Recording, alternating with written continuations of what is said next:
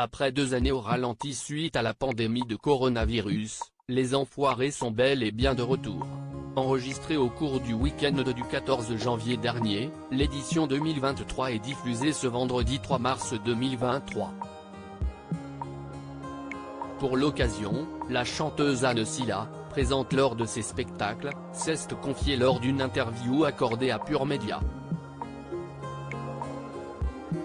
Comme encore émue, elle a notamment évoqué la surprise faite à Mimi Mati, marraine des Restos du Cœur depuis 2008.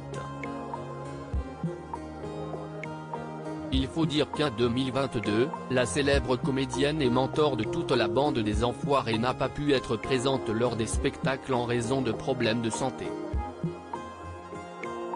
En effet, victime de maux de dos, l'interprète de Joséphine Ange Gardien a dû subir une petite intervention qui l'a contrainte à rester alitée pendant quelques semaines.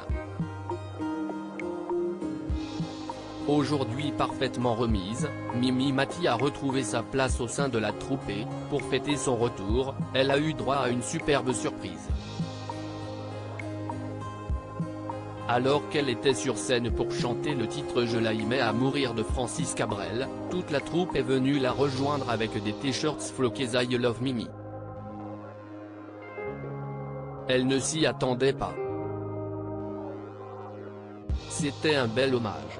Les larmes ont coulé, elle était très émue, a expliqué Anne Silla. C'est une leçon de vie, mais ce qui a motivé l'ensemble des artistes à rendre cet hommage à la comédienne, c'est également l'admiration et le respect. On l'a pris dans le cœur. C'est super pour elle. C'était important de marquer son retour. Mimi représente une page importante des Restos du Cœur, elle représente beaucoup de courage, d'abnégation. C'est un acte extraordinaire que d'avoir montré à quel point on pouvait surmonter et optimiser le handicap, on pouvait l'imposer et en faire une force. Ça a donné beaucoup de sens à beaucoup de gens, c'est une leçon de vie, a ensuite affirmé Patrick Bruel.